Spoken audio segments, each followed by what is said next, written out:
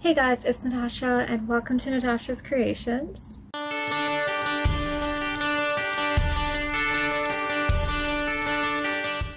Okay, so this video is kind of like a rant, like a PSA kind of rant on hamsters and hamster balls and free roaming because that's kind of a complicated topic, and I just really want to talk about it. So here we go. Okay, so this all started when I went to Petco, a Petco that I don't particularly like going to, but there were no other options.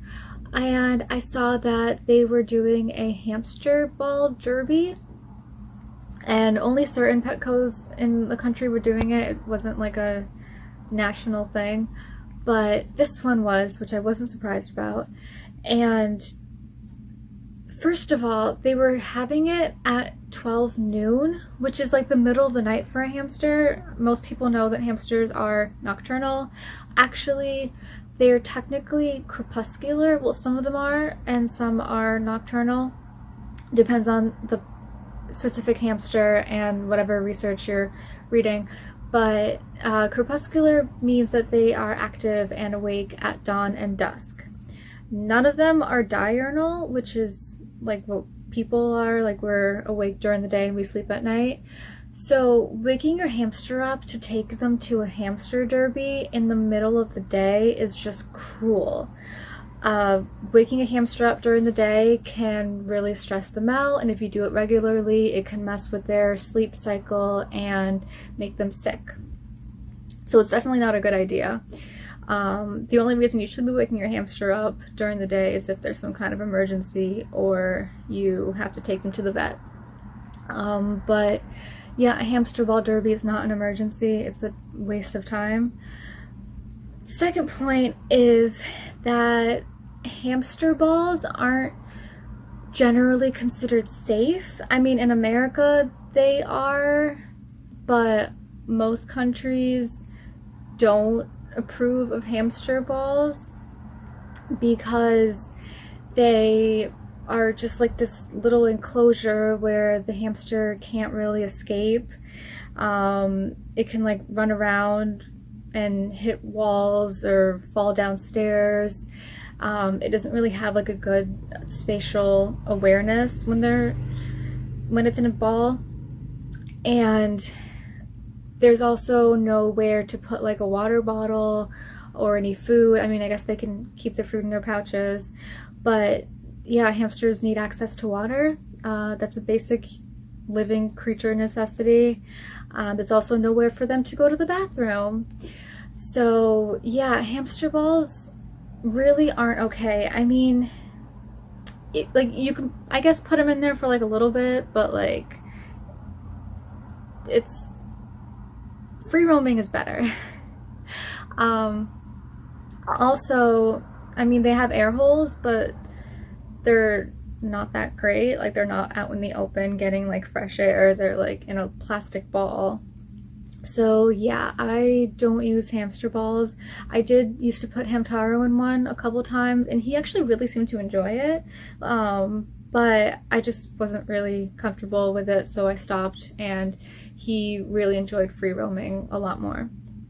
So that is the next thing I want to talk about, is how to free roam your hamster, which is becoming a lot more of the norm in this country, which is really awesome.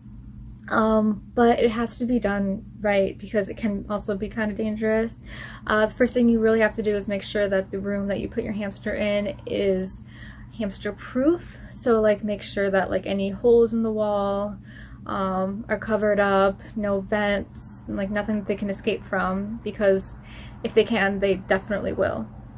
Also make sure that any wires that a hamster can get to are tucked away, or covered up or lifted up out of their reach. You just don't want them chewing on like things that you don't want them chewing on. So make sure to keep that out of the way. And also make sure that you supervise your hamster while they're free roaming. And that's another thing I wanted to talk about. because there are like these two hamster forums that I use to get my hamster information. One of them is Hamster Central, which is amazing, and it's got like moderators and like experts on there that like really know their stuff. And the other one is Hamster Hideout, which is okay, but I feel like there's a lot of trolls on there, and a lot of people giving out misinformation, and then the ones who do give out good information are like super rude about it. So I don't really like Hamster Hideout. But I was on Hamster Hideout a little while ago, and there was this girl asking if she can leave her hamster unsupervised while she like does her homework or whatever, while he's free roaming. And everyone on there was like, no, that's a terrible idea, like you're a horrible hamster owner, you know, like they're all like really mean. And I kind of chimed in and was like, well, I guess the responsible answer, if you're asking a bunch of strangers on the internet, is no.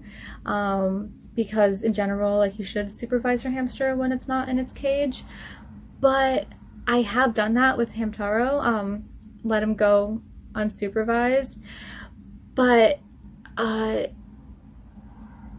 were like special circumstances, which, like, you know your hamster, you know if you can do this, and so I'm just gonna talk about my experience, I guess. So last year I was in grad school, and I was doing like a project on campus, even though my classes were all online, so I was able to live in grad housing for a semester, and I was able to bring Hamtaro with me. And I also had the whole house to myself because there were just no roommates looking for rooms that semester. So that helped a lot. I didn't have to worry about like people stepping on him or scaring him.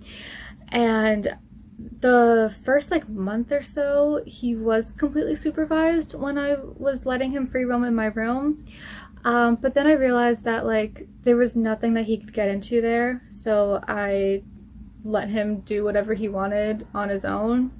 And I would like keep his cage door open so he could like go in and out and get like food and water, go to the bathroom when he wanted to. He's also potty trained, which was great. And he was also really good about coming when I called him.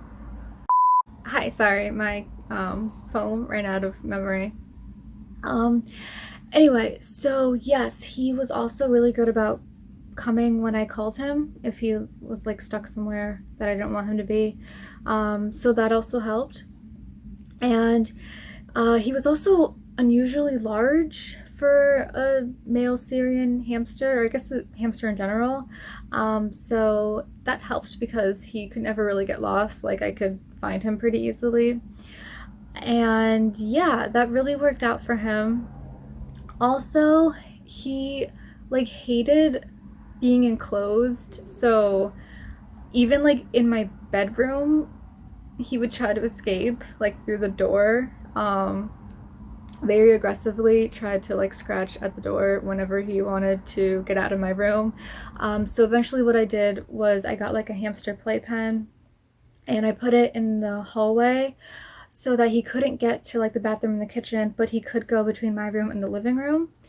And he loved that. Like, that made him happy. He never like tried to get any more space than that. Like, that was a good amount of room for him. And so yeah, I would just kind of like let him free roam like while I did my homework or like watch TV or whatever. And then when I would go to bed, he would also be like winding down, so he'd like go into his cage and I would close it for the night, and I would go to sleep and he would go to bed or like do whatever he wanted to do in his cage or whatever. But yeah, so that was like a specific circumstance where unsupervised free roaming worked, but I would like never do that at home here, and I don't usually recommend it, but it can be done. So yeah, I just wanted to talk about that. Yes, so in general, hamster balls are not the best. Free roaming is a good choice if it's supervised. Another option, like if you're cleaning your hamster's cage or something, is to put them in a carrier. And pet carriers don't have to be too big. Actually, those hamster cages that they sell at the pet store make really good carrier cages, if you like take out a bunch of stuff in there. And I have like a reptile carrier box thing that I use for Penny. And then Hamtaro's one had bars, but they're just like little tiny cages that you can like put them in and leave them unsupervised while you're cleaning their cage, if you don't want to free roam them, or use a hamster ball.